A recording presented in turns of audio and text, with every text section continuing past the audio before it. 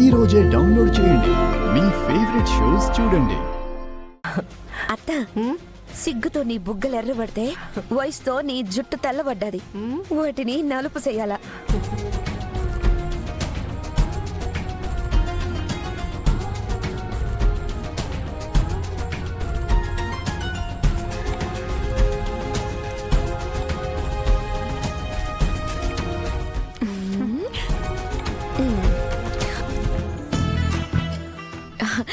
రానాయనా చూసినావా అత్తనెట్టా రెడీ చేస్తున్నావు? ఎట్టుండదు నాయన అత్త? నా సగం ఆస్తి తీసుకుపోయే గద్దలా ఉండదు. నాయనా అత్త ముఖంలో పెండ్లి కల ఉట్టి పెడతాండ్లే. దాని మొహంలో పెండ్లి కళ చూస్తా అంటే నా ముఖంలో ప్రేతకళ వచ్చా ఉండదు.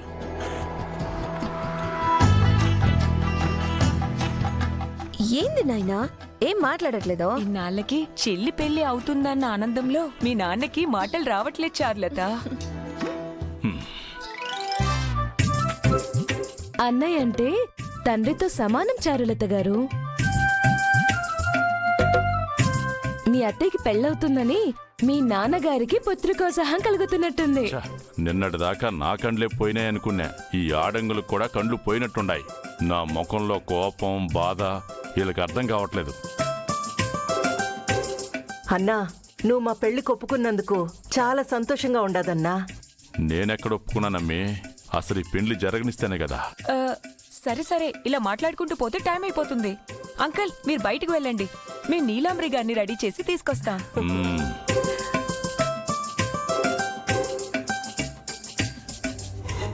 ఏం చెయ్యాలి?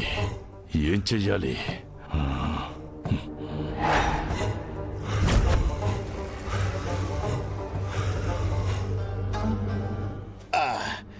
నీ కళ్ళలో స్నేహము, కౌగిళ్ళలో బంధము. ఏం శివారెడ్డి గారు, ఏంటి పిల్లలతో ఫైటింగ్ చేస్తున్నారు? ఆదిశంకర్ రెడ్డితో చేయలేక ఇదే మరి ఆడలేక మధ్యలో దరువు అన్నట్టుగా ఉంది మీ వ్యవహారం.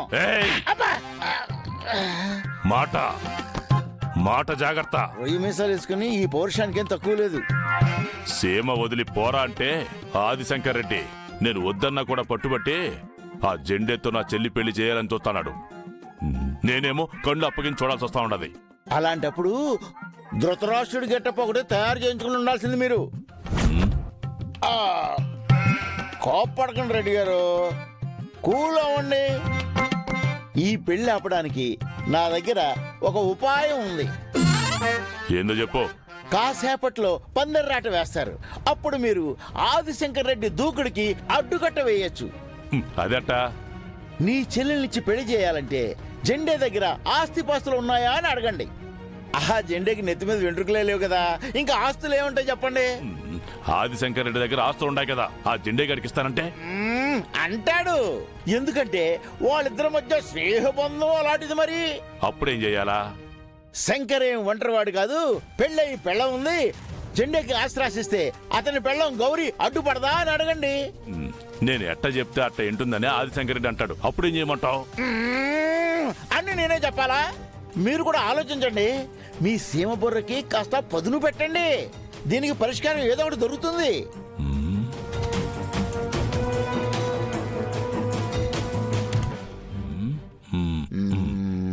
మంచి ఉపాయం చెప్పినావప్ప. పొట్టోనివైనా గట్టోనివే. హలో, చేయి తీయండి. ఉపాయాలేం ఊరికే చెప్పమండి. మరి దీనికి నాకేంటి లాభం అంటున్నాను. నిన్న డబ్బు మూట చూపించాను కదప్పా.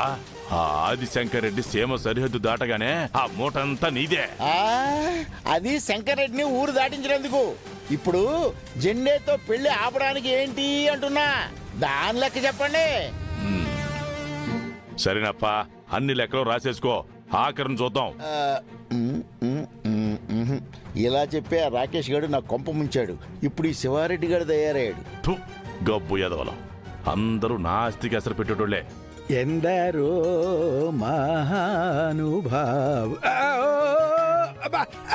ఎవరు బాబు ఎవరు? ఏమిటయ్యా ఇది? ఏమిటి నన్ను ఎందుకు ఇలా లాక్కొస్తున్నారు? ఓహో, శంకర్ తమ్ముళ్ళా? ఏమిటి నిన్నటి రాత్రి మీకు మొదటి రాత్రి జరిగిందా? ఏం జరగలేదు. జరగలేదా?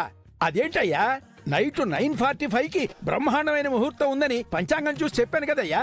మీరు పంచాంగం చూసి చెప్పారు ఆ? అదొద్దని మా అన్నయ్య మా ఫేస్ పైన చెప్పాడు. So sad.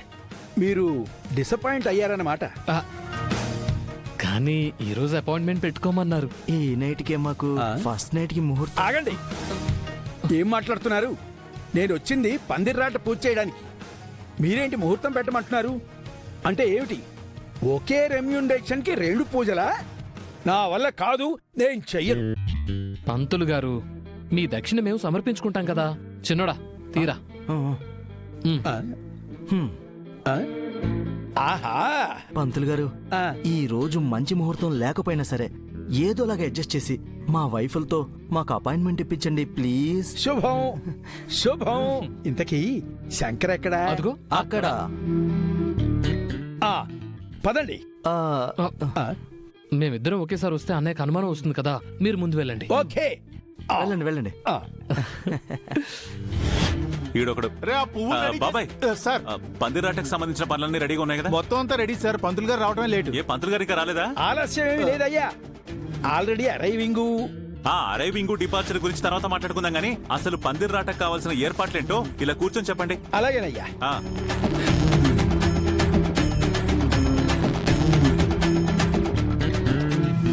ఈ రోజు మన పని అయిపోయినట్టరా.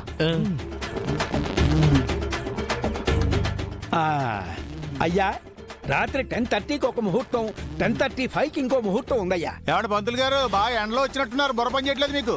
పందిర్రాట ముహూర్తం రాత్రి ఎందుకు ఉంటుంది, పగలు ఉంటుంది కానీ. అయ్యా, నేను పెట్టే ముహూర్తం దానికి కాదయ్యా, ఇదిగో ఈ పిల్లలకి. మీకు ముహూర్తం ఏంట్రా? అంటే అన్నయ్య, ఈ రోజు పంతులు గారితో ముహూర్తం పెట్టిస్తానని నువ్వు చెప్పావు కదా. ఆ విషయం మేము పంతులు గారితో చెప్పామన్నయ్య. అందుకే ఆయన ఆ ముహూర్తం చెప్పినట్టున్నారన్నయ్య. సిగ్గుపడింది చాలు గాని పంతులు గారు, ముందు పందిరాటకు సంబంధించిన ముహూర్తం గురించి మాట్లాడండి. అయ్యా, నాదే ఉంది, మీ జనాభా అంతా వస్తే నేను రెడీ.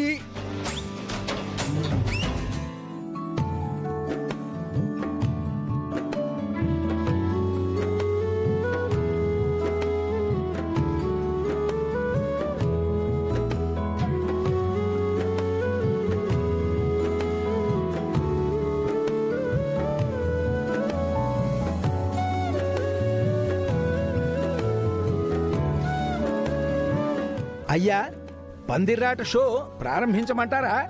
మొత్తం డ్రామా ఆర్టిస్టులు అందరూ వచ్చేసారు, మొదలెట్టండి. అయ్యా అలాగే.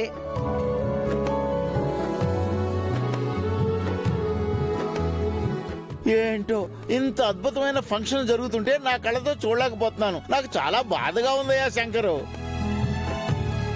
ఏమయ్యా జెండే, అవక నీ పెళ్ళి అవుతుంది, దాన్ని నేను చూడలేకపోతున్నాను. ఏమండి మీకు కుళ్ళుగా ఉందా? కుళ్ళు కాదు యాదగిరి, నాకు కళ్ళు లేవు కదా.